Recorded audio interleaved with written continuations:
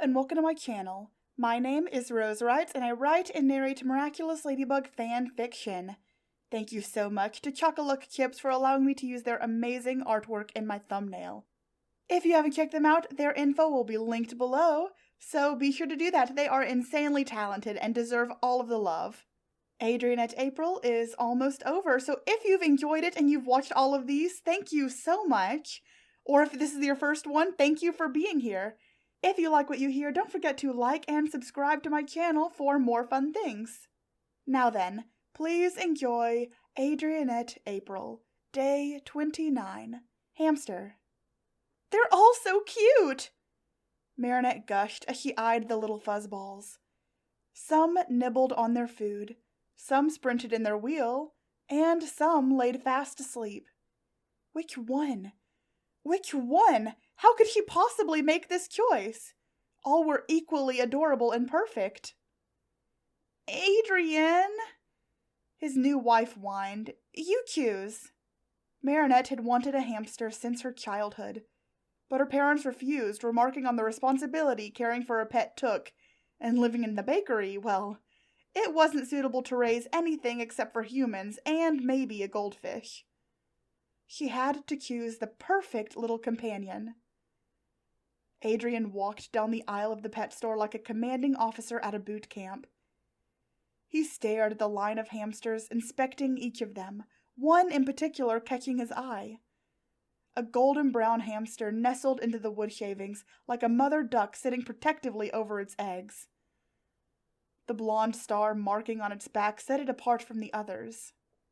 Have you seen this little guy? Marinette joined Adrian to peer through the glass.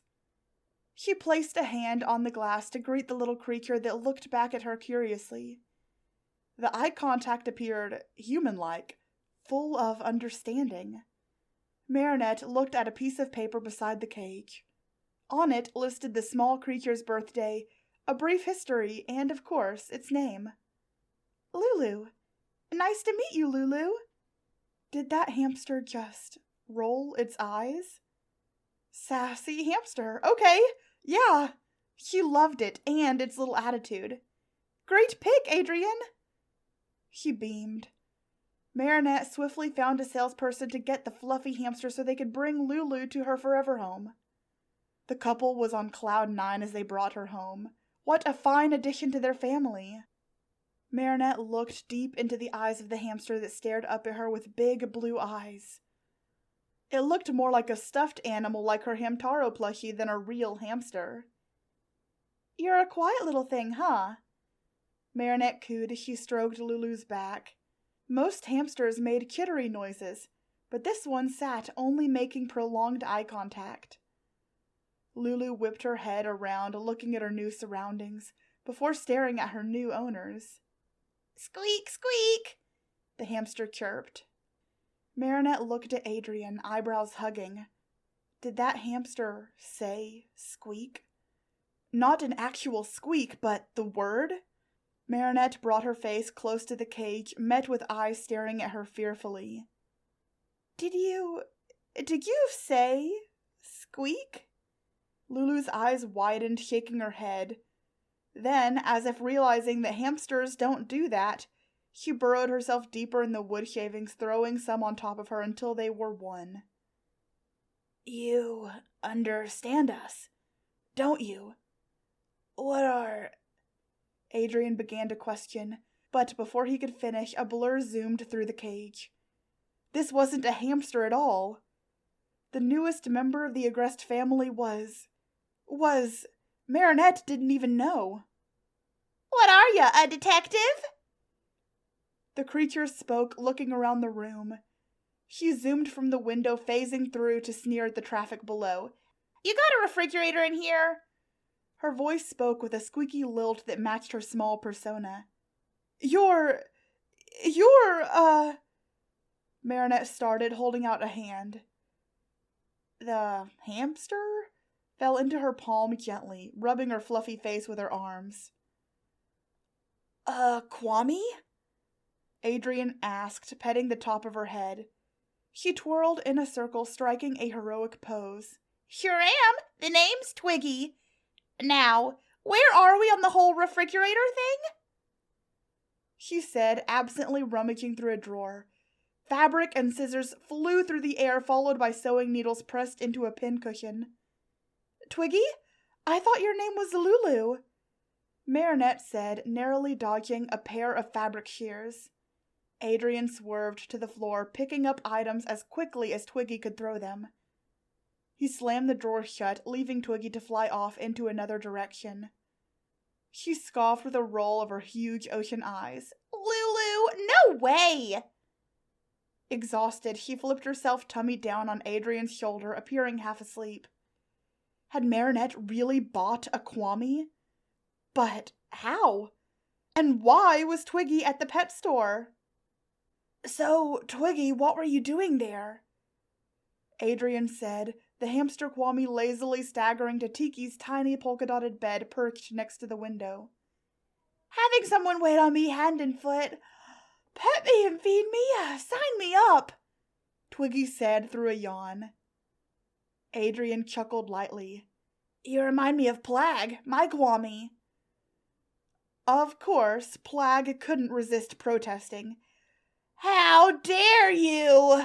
Are you comparing me to a rat? Plag grimaced, yelling through a mouthful of cheese. I'm a hamster! I am not a rat! A newly energized Twiggy said, confronting Plag. She shoved a tiny finger into his chest. Twiggy must have been small by Kwami standards, only a little more than half the size of the cat Kwami. Mulo's a rat! Right on cue, the miracle box glowed a bright pink hue, expelling all of the Kwamis contained within. Mulo approached Twiggy, a scowl settled on her cute face. Mulo was typically upbeat and positive, but he flew no more than an inch away from Twiggy. I'm not a rat! I'm a mouse! She said with an exasperated groan. Relax, relax, Twiggy said, arms up in defeat. You're just as high-strung as I remember. Was there going to be a Kwami brawl? Marinette knew she should do something, but she and Adrien stood motionless on the sidelines, listening to the clamoring sounds of the Kwamis arguing. Do you know Twiggy? Marinette side-eyed her own Kwami who floated beside her. Of course, she chirped. I've been around since before the world was created. I played a part in creating all of the Kwamis, too. And Twiggy, well, she didn't really want to be part of us. So she's been hiding in random pet stores around the world ever since. Tiki spoke a bit sadly. The Kwami fight escalated, resulting in Mulo pulling on Twiggy's ears. Oh, macaroons. And Marinette thought Plag was a handful. Twiggy made Plag look like a perfect angel. Guys, stop! Adrien commanded in a voice that Marinette had never heard him use before. The Kwamis stopped and stared at him, their large baby doll eyes protruding from their tiny faces. Stop fighting! Twiggy is family! You guys go way back! So stop it! They collectively floated away from Twiggy, muttering things like, Fine, sorry, and Yes, Adrien. Several Kwamis returned back to their spot in the miracle box, others still unsure of Twiggy hanging around. So, Twiggy, Adrien started, approaching the annoyed-looking Kwami who smoothed her fur. Do you have any cool superpowers? She rolled her eyes, having stolen a piece of camembert from Plag's stash, taking a few bites. Plag made a motion to object, met with a glare from Adrien. Cool? I am the definition of cool! I am Twiggy, the Kwami of cancellation! Kwami of cancellation? Marinette echoed. Yup, I can cancel my opponent's powers! She boasted, eating the remaining cheese in one bite. Really? That's amazing! Canceling an opponent's powers? That sounded extremely useful, especially with the fight against Hawkmoth growing more difficult. Marinette felt like they had tried everything, but he always had bigger and better plans. With Twiggy, maybe they'd finally succeed. Twiggy replied, uninterested. How do you think James Charles got cancelled 3 times? She rooted around in Adrienne's shirt, pulling out another piece of cheese, but not before receiving a boop on the nose from the original cheese-loving Kwame. I thought it's because he was morally gray at best. That helped, Twiggy shrugged. I got bored sometimes, and messing with people is pretty fun. Marinette sighed out. Something about the tiny hamster Kwame looked sad, almost depressed. She probably hadn't been around people in a long time. She'd been away from the other Kwames for who knows how long, maybe thousands of years. Marinette scooped up the Kwame in her hands as she munched away. Why did you stay away for so long? I told ya, people fed me, took care of me. I didn't have to do anything. It's a nice life. I mean, Marinette smirked at her husband who joined her. We could feed you and take care of you, if you want. The Kwame's eyes lit up, doubling in size if that was possible. A tear threatened to overflow. What had this little creature been through? Marinette felt pity as Twiggy sat trembling a bit in her hand. Marinette gently stroked her back along the star pattern. Do you mean it? I can stay? Of course you can. You know, we always wanted a hamster, Adrienne said warmly. I'm no one's hamster. I'm a free hamster, Twiggy boasted, then looked between the two caring faces that peered down at her.